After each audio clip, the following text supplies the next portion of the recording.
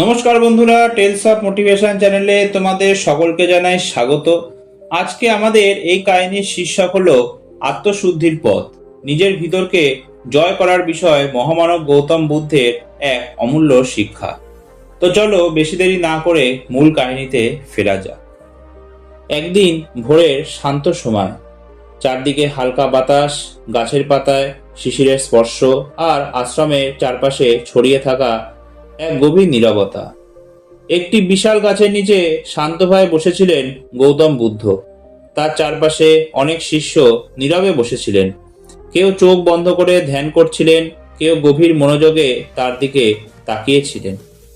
কিছুক্ষণ নীরব থাকার পর এক শিষ্য মাথা নিচু করে বললেন, ভগবান, আমরা প্রতিদিন ধ্যান করি, ভালো কথা বলি, অন্যের উপকার করার চেষ্টা করি, কিন্তু তবু আমাদের মনে রাগ, অহংকার, হিংসা, লোভ আর অশান্তি ফিরে আসে।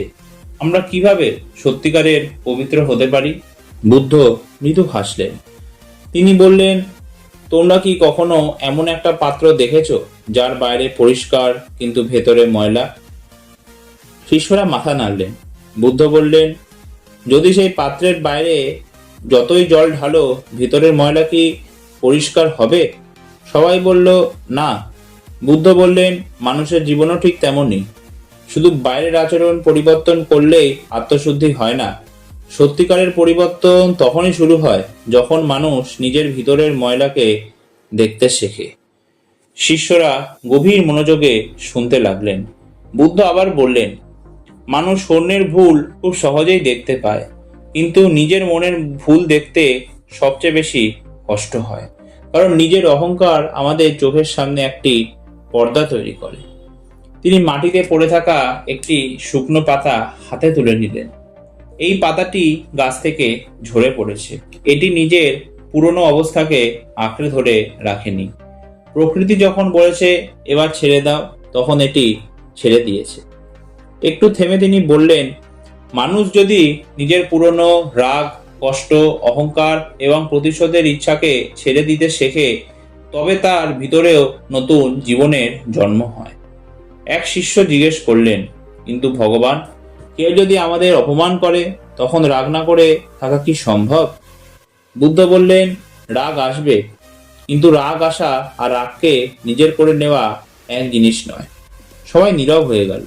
বুদ্ধ বললেন, মনে করো তোমার হাতে একটি জ্বলন্ত কয়লা তুলে দিল।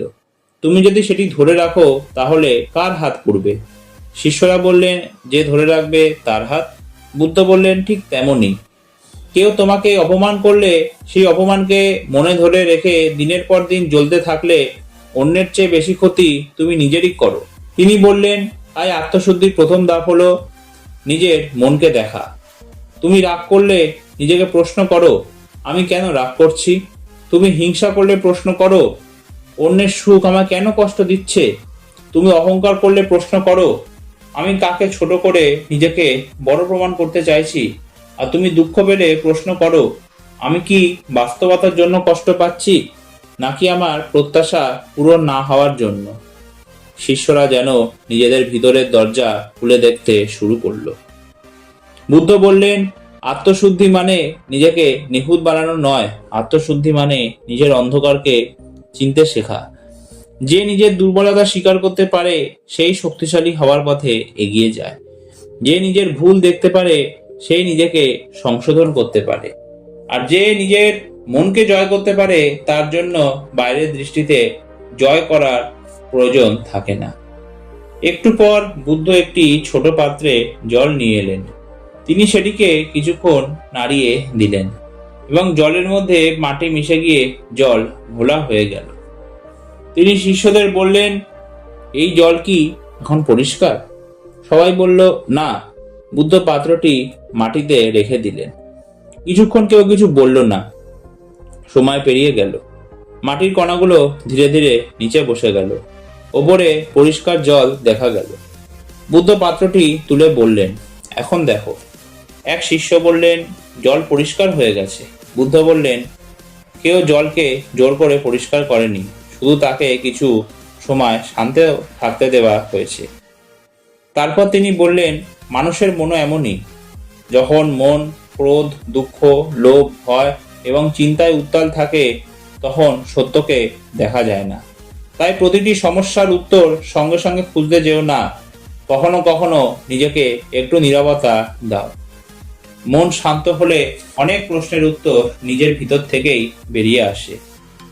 এক শিষ্য বলল, তাহলে কি শুধু ধ্যান করলেই আত্মশুদ্ধি হয়ে যাবে? বুদ্ধ মাথা নাড়লেন, না, ধ্যান হলো পথের একটি অংশ। আত্মশুদ্ধি ঘটে তোমার প্রতিদিনের আচরণে। তুমি যখন কাউকে ক্ষমা করো তখন আত্মশুদ্ধি হয়। তুমি যখন অন্যের সাফল্যে আনন্দিত হতে শেখো তখন আত্মশুদ্ধি হয়।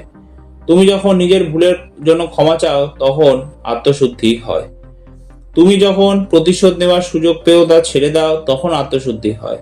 আর তুমি যখন নিজের মনকে প্রতিদিন একটু একটু করে ভালো করার চেষ্টা করো তখনই সত্যিকারে পরিবর্তন শুরু হয়। চারপাশে আবার নীরবতা নেমে এলো। বুদ্ধ ধীরে ধীরে বললেন, মনে রেখো, পৃথিবীকে পরিবর্তন করা সহজ নয়।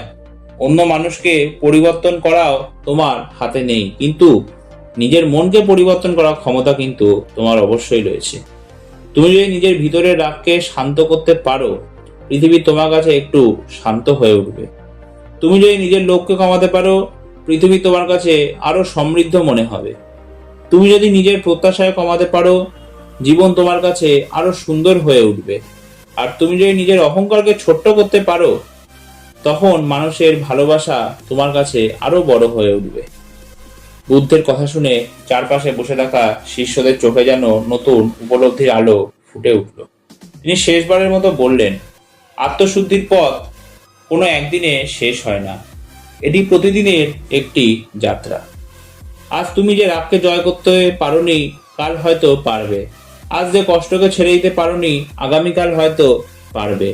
আজ যে ভুলটি বুঝতে পারোনি, সময়ের সঙ্গে সেটিও বুঝতে পারবে। তাই নিজের ওপর রাগ করো না, নিজের সঙ্গে যুদ্ধ করো না, নিজেকে বোঝো।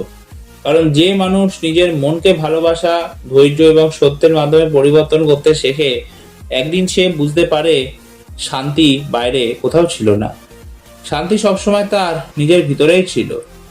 সেদিন অনেক শিষ্য দীর্ঘ সময় নীরবে বসে রইলেন। কেউ চোখ বন্ধ করলেন, কেউ নিজের অতীতের ভুলগুলো ধারণ করলেন, কেউ মনে মনে কাউকে ক্ষমা করলেন। আর সেই মুহূর্ত থেকেই তারা বুঝতে পারলেন, অন্যকে বদলানোর আগে নিজের বদলানোই আত্মশুদ্ধির প্রথম পদক্ষেপ। জীবনে আমরা প্রতিদিন অনেক কিছু পরিষ্কার করি, ঘর পরিষ্কার, পোশাক পরিষ্কার, শরীর পরিষ্কার করি, কিন্তু সবচেয়ে গুরুত্বপূর্ণ যে পরিষ্কার করাটা দরকার সেটা কিন্তু আমাদের মন।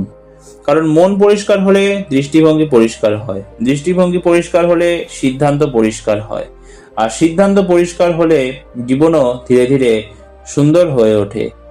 তাই আজ থেকে নিজের ভিতরের দিকে তাকাও, রাগ একটু কমাও, অহংকারকে সরাও, হিংসা একটু ছেড়ে দাও, আর অতীতের কষ্টকে একটু মুক্ত করো, আর অন্যকে ক্ষমা করো, নিজের ভুল স্বীকার করো, আর প্রতিদিন নিজেকে গতকালের চেয়ে একটু ভালো মানুষ করার চেষ্টা করো।